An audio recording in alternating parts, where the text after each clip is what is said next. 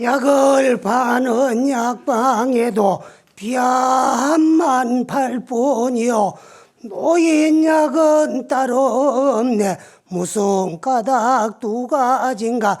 어린애도 병이 들고 어버이도 병이 들며 부모 병을 곤칠 마음 아이 병만 나없던가.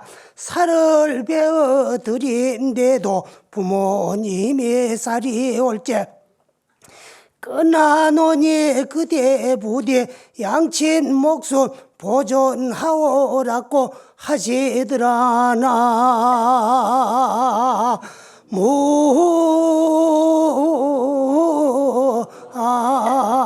무아이니 다볼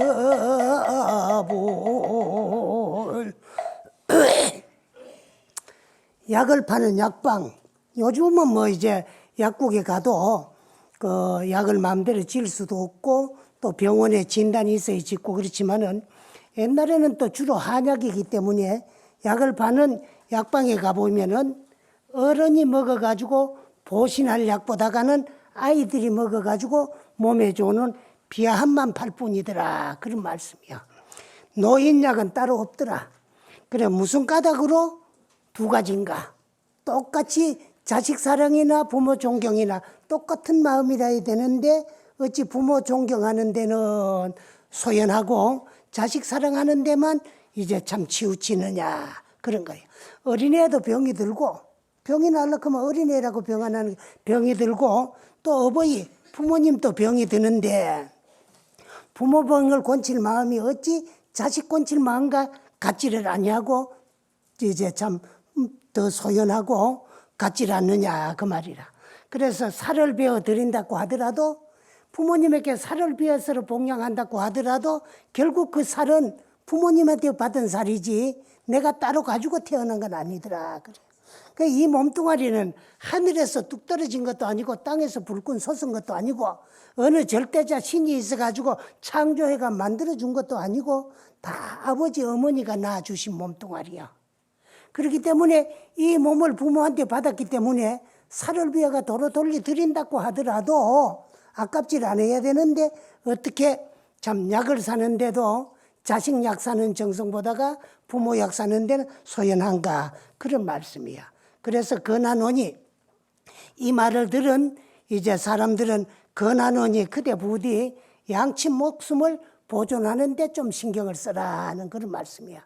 그래서 나는 이것을 이제 그 어느 책에서 팔방가를 일러보고 꼭 여러분들에게 소개를 해드려야 되겠다 싶은 그런 생각이 들어가지고 여기 또 팔방가 8대목이기 때문에 한 번 법회에 2대목씩 하려고 그러니까 아직도 2규절이 남아 있어요. 그런데 사실은 옛날에는 자식들이 부모를 아무리 봉양을 하고 또 이제 부모가 투정을 하더라도 싫은 생각이 없었는데 요즘은 이제 부모들이 좀 무슨 말을 하면은요 자꾸 이제 반박을 하고 투정을 하고 받아들일지를 아니하기 때문에 이제 참 부모들도 자식하고 사는 게 불편하다 그게요. 요즘은 며느리를 보더라도 옛날에는 지찰을 살림을 내도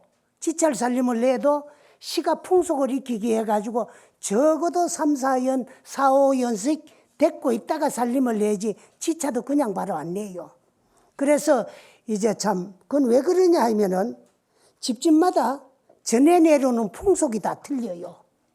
그렇기 때문에 그 여자들은 시집을 가면 시가의 풍속을 익혀야 되기 때문에 그 이제 참 시가에서 시집 식구들이 좋아하는 음식이라든가 또 이제 풍속 같은 걸 익혀가지고 이제 살림을 내야 내 식구가 되기 때문에 그랬는데 요즘은 뭐 장남이라도 장가 보내가지고 뭐 한 달 데리고 살아가지고 시집 살아도 그래 요즘은 혼자 정해놔놓고 살림 낼지 미리 장만해놔놓고 신혼여행 갔다가 친정집에 먼저 들렸다가 시집에 와가지고 하루 이틀 저녁 자고 나면 그만 저거 집으로 가요. 그렇기 때문에 이 집 풍속이 어떤가를 잘 몰라요. 모르고 그 이제 참 시집을 살기 때문에 한 가족이 돼가지고 융화가 될 수 없는 거예요. 옛날엔 그렇지 않았거든요.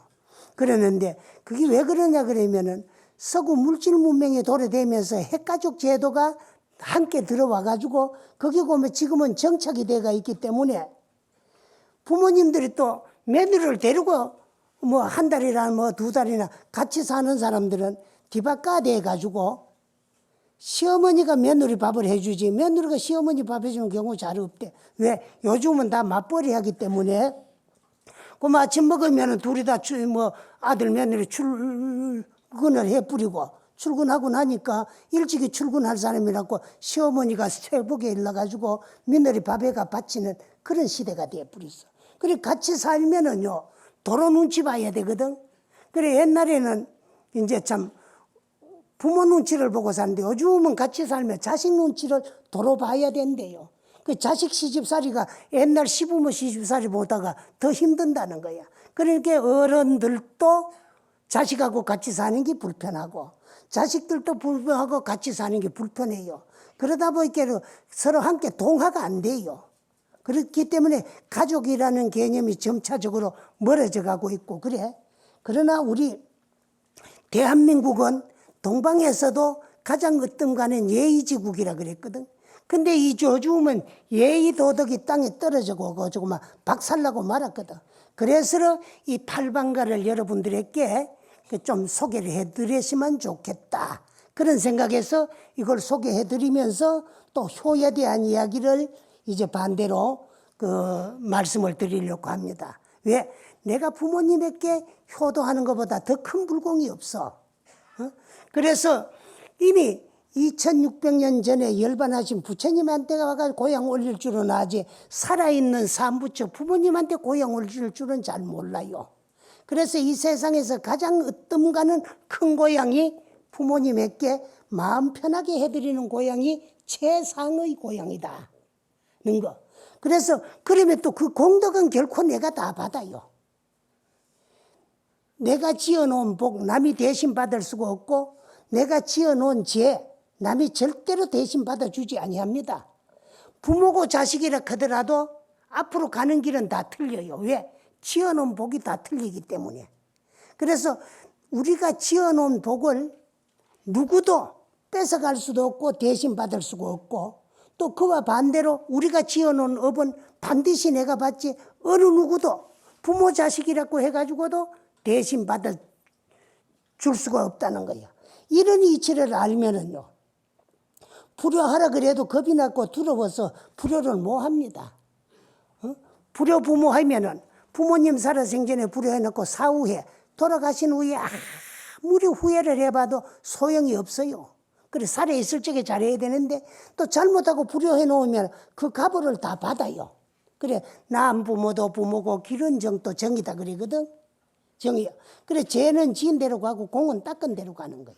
내가 베풀어 놓으면은 부모님한테도 이제 베풀어 놔 놓으면은 그 공덕은 내가 다 받지 남이 대신 받기나 뺏어갈 수도 없어요. 없고 받은 은혜에 대한 그 보답은 반드시 갚아야 된다 그러거든. 그 짐승도 그 은혜를 입어 나누면 은혜를 다 갚아야 된다는 거야. 그래서 다음 분에는 짐승도 그 참 부모에게 효도하는 걸 알아가지고 또 이제 참 그 사람의 효자의 벗이 돼주고 그러다가 또 이제 참 호랑이가 다시 위급에 처했을 적에 친구가 위급함에 빠졌기 때문에 그 이제 목숨을 구해준 그런 이야기도 좀 하려고 그랬는데 오늘은 불효 부모하고 부모님께 불효하면은 반드시 그 값을 받는데 부모는 낳는 부모도 부모고 기른 부모도 부모다는 거야. 그 한 예로 일본 비후 구아모토 시에 실제로 있었던 이야기를 여러분들에게 좀 말씀을 드리려고 하는데 그 구마모토 시에 아주 이제 돈이 많은 부자가 있었는데 인간은 5가지 오복을 다 고루 갖추기가 엄청 어렵다는 겁니다. 근데 재산은 있지만은 불행히도 슬하에 일점 혈육이 없어가지고 그 이제 참 돈만 가지고 외롭게 쓸쓸하게 보내는 그런 부부가 있었는데 그 이웃에 아주 이제 참 젊은 두 내외가 보니까 저 늙은이들은 돈은 있지만 자식이 없으니까 얼마나 쓸쓸하고 괴롭겠는가 그런 생각이 들었는가 또 의도적으로 접근을 했는가 몰라도 그 두 분들이 그 집을 드나들면서 참 어려운 일이라든가 또 뭐 참 힘드는 일 같은 거는 입에 혀끝이 나긋나긋하게 너무 잘해주고 참 아침 저녁으로 드나드니까 그 이제 이 두 어른도 정이 들었다는 거야. 자중하다 보니 자기 놓은 자식도 부모에게 저렇게 잘할 수가 없는데 이웃 사촌이라고 저 내외는 어찌 마음이 저렇게 어질고 선하고 착하고 이 두 늙으니까 참 돈만 가지고 외롭게 사는 걸 알고 참 자식 대신에 저렇게 잘해주는가 싶은 그런 생각이 들었다고요. 그러다가 보니까 정이 들어가지고 또 내가 가진 재산 어차피 가지고 가지는 뭐하고 누구에게 줘야 되는데 저 내외를 수양 아들 며느리로 삼아가지고 내 재산을 상속을 시켜줬으면 좋겠다. 그런 생각이 들어가지고 사후에라도 누구라도 그 양아들 내외에게 시비하는 자가 없으라고 해가지고 어느 날 나를 받아가지고 당신 일가 친척 가까운 분들을 다 불러 모셔놓고 큰 잔치를 벌리면서 그 인연잔치를 했다는 거야. 이 두 젊은이는 우리 스라이에는 일점 혈육이 없으니까 양아들 양며느리로 삼아드리려고 하니까 일가 친지들은 증명을 하고 내 자식으로 생각해달라고 잔치를 하고 그 다음에 이제 그 젊은 내외를 한 집으로 불러들였다는 거예요. 그래 놓고는 상속이 또 혈육이 아니니까 그 이제 그 양아들에게 넘어가지 아니할까봐 살아서 전부 그 재산을 그 이제 참 그 양아들에게 다 넘겨줬대요. 요즘은요 자기가 난 자기 자식이라도 살아서 미리 재산 넘겨주면은 내가 버린 내 재산이라도 눈치 보고 얻어 써야 된다는 거예요. 근데 요즘 여인들 3대 바보가 있대요. 그게 뭐냐 하면은요 자기 자식 키우느라고 죽도록 고생했는데 당신 인생 저당 잡히고 손자 손녀 봐주는 할머니. 그 다음에 이제 또 뭐가 있나 그러면은 자기 가시를 하기 위해 가지고 50 넘어가면서 늙어가면서 자꾸 집 키우는 여자들. 그 별 볼 일 없다는 거야. 청소하고 일거리만 늘리지. 그렇다고 해가지고 누가 못 받아준 사람이 잘 봐주고 미운 사람은 곱닥할 택이 없다는 거예요. 그 마지막에 이제 제일 큰 바보가 뭐냐 그러면 그 이제 살아생전에 자식에게 재산 상속하는 사람. 그리고 내가 죽도록 먹도 있도 수도 안 하고 버린 재산 이제 참 자식에게 상속식이나 하나 놓고 눈치 봐가면서 얻어 쓰는 바보가 제일 큰 바보라는 거예요. 근데 옛날에는 이제 살아서 재산을 많이 상속도 하고 또 아들이 여럿이면은요, 그 이제 참, 장남은 뭐를 얼마나 주고 지차는 얼마나 주고 말씀하는 대로 다 따라가요. 그리고 부모 명의로 있던 거는 죽고 나면은 큰아들 장남에게로 옛날엔 무작정 또 상속이 다 됐어요. 근데 요즘은 이제 아들이고 딸이고 지차고 장남이고 할 거 없이 똑같이 분배가 되니까요. 어른들이 갈 데가 없어요. 응? 그런데 뭐 어차피 죽어보면 재산 똑같이 상속받을 건데 어느 놈은 자식 아니라. 이래 되니까 그 늙으니까 갈 데가 없어지거든. 요즘 이제 법이 조금 바뀌었는 게 그 이제 부모 모시고 사는 사람한테 좀 더 준다 그러더라고. 그 법은 참 잘 만드는 거야. 그러는데 그 똑같이 준다 그런 건 말도 아니잖아요. 그러거든. 근데 또 자식을 키우고 보면 장남 될 놈 따로 있고 지차 될 놈 따로 있지. 뭐 나중에 재산은 똑같이 상속 받을지언적 부모한테 하는 거 보면 장남 지차가 또 생각 자체가 좀 틀려요. 그래. 근데 이 집엔 피도 살도 안 섞여 있으니까 상속을 전부 이제 그 어질고 선하고 착한 양아들에게 안 넘어갈까 봐 다 줬다는 거예요. 주고 난 뒤에 얼마 안 있다가 영감님이 먼저 돌아가셨대요. 그래 할멈 혼자 남자마자 양아들 내외가 마음이 싹 바뀌어가지고 옛날에 그렇게 어질고 선하고 착하던 그 참 양아들 양며느리는 어디 가고 그렇게 못됐고 독할 수가 없다는 거야. 그 보이면 처음부터 이제 자식이 없으니까 재산을 보고 접근했다는 거지.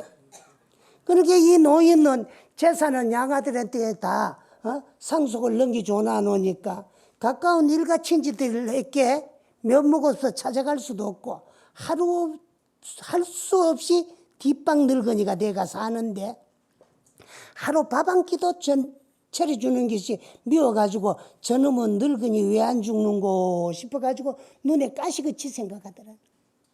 그러니까 죽고 싶은 마음은 간절하지만은 또 마음대로 죽어지지도 안 하고 그리고 외롭고 쓸쓸한 세월을 보내면서 이놈의 염라대왕의 사자는 어디로 다 도망가고 날 데리러 안 오놓고 죄 없는 염라대왕과 염라대왕 사자들만 원망하다가 할 수 없이 참지를 못해가지고 너무너무 힘들고 괴롭고 고통스럽고 또 이제 참 배고프고 춥고 이렇게 사는 것보다는 내가 죽는 것이 안 좋겠나 싶어서 급기야는 노끈으로 목을 매가지고 자살을 하고 말았다.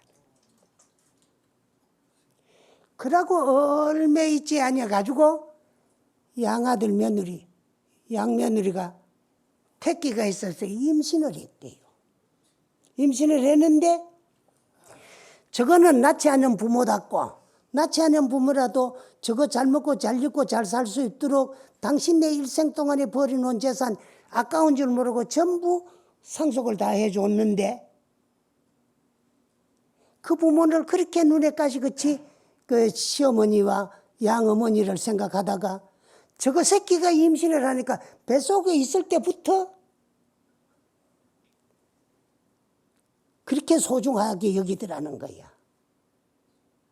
그러다가 10달이 다 차가지고 산울이 돼가지고 몸을 푸는 해산을 하는데 그것도 난산이야. 뭐 억지로 죽을 고통을 싫었게 말이라 알을 떡 낳아놓을게 이게 기형아야. 기형도 보통 기형이 아니고 양두아라. 머리를 둘 달고 나왔어요. 그 머리를 둘 달고 나오다 보니까 그렇게 이제 해산하기가 어려워가지고 난산을 했는데 이 여자가 애가 땅에 뚝 떨어지는데 얼굴을 떡 들여다보고 막 기절을 해 있다는 거예요. 왜? 한쪽에는 오른쪽에는 죽은 영감님하고 똑같이 얼굴이 생겼고 또 왼쪽에는 죽었는 양 시어머니하고 똑같이 생겼는데 목매었을 때 장사 치려고 풀어놨을 때와 똑같은 그런 핏줄이 모가지에 서 있다는 거예요. 그걸 보고 기절을 해가지고 그 길로 가면 깨어나질 못하고 산 후에 바로 죽어버렸어요. 근데 그 기영아를 데리고 남편 혼자서 자식을 키우는데 그게 얼마나 힘들겠어요. 머리가 하나 달린 새끼도 키우기가 엄청 어렵다고 요새는요. 지 새끼도 안 없고 하나밖에 안 놀라 하는데 그런 기영아를 이미조차도 없으니까 그 미음을 끼리 가지고 미기 가면서 그래 길러낸 기라. 요즘 같으면 우유라도 미기면 좀 쉽겠지만은. 그 여러분들 또 자식들이 며느리들이 애기 낳아 놓으면은 또 맞벌이 한다고 봐달라 건데 안 봐줄 수 없지? 그래 애기 보기 싫거든요. 내가 가르쳐 줄게. 시키는 대로 한번 해보세요. 며느리하고 아들하고 왔을 때 입에 밥요래 이어가지고 꼭꼭 씹어가 수저에 숟가락에 뱉어가지고 애기한테 떠미마 고마 어른 병이 뭐 감염이 돼가지고 죽을 줄 알고 지 새끼 퍼뜩 때리고 안 돼. 그래. 그런데 참 그래 미움으로 밥 씹어 미기 가면서 애들을 키우다가 애들이 서너 살 때쯤 됐을 적에 이 또 남편 되는 양아들도 보고고기를 먹고 고마 이제 참 보고독에 죽어버렸대요. 근데 그날이 몇 해 전 돌아가신 양어머니의 제삿날과 한 날이더라는 거예요. 근데 원수는 갚으려 그래도 고통스럽고 받는 사람도 고통스러워요. 상대의 원수를 갚으려고 하면은 나쁜 놈으로 태어나야 원수를 갚지, 착한 놈으로 태어나가지고는 원수를 갚을 수 없거든. 그 원수 갚으려고 그러면은 나쁜 놈으로 태어나야 되기 때문에 그것도 괴롭고 고통스럽고 또 받는 사람도 고통스러워요. 그래서 좋은 일이나 나쁜 일이나 주위에 일어나고 있는 모든 일들은 전부가 내 값이다 생각하고 전생 업장 소멸 잘했고 전생 빚 잘 게렸다. 업장 소멸 시켜주고 전생 빚 게려줘서 참 고맙고 감사하다. 금생 빚도 게려줄 놈이 없는데 요즘 전생 빚을 게려주니까 내한테 잘못하는 놈이 얼마나 감사하고 고마운 거야. 그래 고마. 이제 업장 소멸 잘하고 빚 잘 게렸으니까 회원석결하고 말자. 이래 돼버리면 다시 업이 맺어지질 않았는데 상대가 내한테 잘못한다고 해도 이놈 보자. 네가 내한테 그럴 수가 있나. 여기서부터 또 새로운 업이 맺어져요. 그러면 상대의 못된 그 모습이 내 생에 내 모습이 되는 거야. 전생에 내 모습이었는데 또 내 생에 그 못된 모습이 또 내 모습이 되건 안 되잖아요. 그럼 주면은 받아야 되고 받으면은 줘야 돼요. 줘야 되는데 이 양부모 두 분도 그 많은 재산을 아까운 줄 모르고 스스럼 없이 그러면 그 양아들 며느리에게 다 주마 전생빚 까다롭다고 생각하면 되는데 또 이제 참 며느리 아들이 잘못하니까 얼마나 원한이 맺혀가지고 그 복수를 하겠다고 그 자식으로 태어나면 기형아로 태어나니까 그 얼마나 괴롭고 고통스럽겠어요. 그래서 업은 주는 것도 괴롭고 받는 것도 괴로워요. 괴로우니까 내 주위에 일어나고 있는 좋고 나쁜 모든 일들은 다 해원석결하고 풀어 없애버리고 또 나쁜 일이 나타나거들랑 전생에 내 업이라고 생각하고 좋은 일이 뭐 내 주위에서 일어나고 있거들랑 내 자신이 복직이 와가지고 받는 그 결과 가보니까 내 스스로에게 감사하고 고마울 따름이야. 그러니까 여러분들은 남을 미워하기나 원망하기나 하지 말고 그 이제 남을 미워하는 그 값도 내가 받아야 되고 원망하는 값도 내가 다 받아야 되고 또 미워하고 원망할 일이 있으면 상대가 내한테 미운 짓을 했기 때문에 믿고 원망할 일을 했기 때문에 미운데 그 모습은 과거의 내 모습이었다는 거예요. 그런 줄 알면 달게 받고 취해야 되는데 그걸 감사하게 달게 받지는 못하면은 그 못된 상대의 모습이 미래의 내 모습이 돼가지고 또 돌려줘야 된다는 거예요. 또 그 반대로 그 부모에게 효도하면은요, 만복의 근원이 1만 가지 복의 근본이 근원이 효에 있고 100행지 근본이 100가지 행의 근본이 효에 있어요. 효를 할 줄 모르면은 요즘 효하라 그러면 부모님에게 받은 거 없는데 왜 받은 게 없습니까? 이 몸 받았잖아요. 낳아서 길러 가르쳐준 분도 부모님이야. 자, 10달 뱃속에서 우리 보사님들은 아들, 딸 낳아봤으니까 알지만은 입덧할 때부터 시작해가지고 얼마나 괴로워요. 그 목숨을 걸고 낳는 자식이야. 옛날에는 산부인과 보형원 같은 거 없을 적에 집에서 몸을 풀고 해산할 적에는 첫 해산은 꼭 친정 어머니에게 가가지고 몸을 풀잖아요. 그런 풍속이 인도에서부터 우리나라까지 전해 내려왔잖아요. 부처님의 어머님이신 마야 부인도 당월이 됐을 적에 나이가 그렇게 많아가지고 초산을 하는데도 시접온 지가 수십 년이 됐지만은도 첫 초산이기 때문에 친정으로 몸을 풀러 가다가 룸비니 동산에서 해산을 했어요. 근데 그런 풍속이 우리나라에도 전해져 가지고 지금 한 20, 30년 전만 하더라도 첫애기 순산할 때는 꼭 친정에 가가지고 하는 그런 풍습이 우리나라에도 전해 내려고 있었어요. 그건 왜냐? 여인들이 자식을 생산하는 데는 목숨이 위태롭고 죽을 곱을 넘겨가면서 자식을 놓기 때문에 그래서 그 참 시어머니가 아무리 잘해줘도 시어머니는 시어머니고 며느리는 며느리야. 그 요즘 며느리를 딸로 생각하는 시어머니도 바보, 사위를 아들로 생각하는 장모도 바보다는 거야. 아들은 아들이고 사위는 사위고 며느리는 며느리고 딸은 딸이야. 그 아들도 내가 놓은 내 아들이지만 장가 가면 그 며느리 신랑이지. 내 아들 노릇도 다 못하고 딸도 시집 보내놓으면 사위 마누라지. 내 딸도 노릇 100% 다 못합니다. 그런데 나무자식 며느리를 데려다 딸로 생각하는 그 시어머님, 그 바보다는 거예요. 그리고 사위를 아들로 생각하는 건 더 바보고. 그건 백년손이야. 백년손. 자,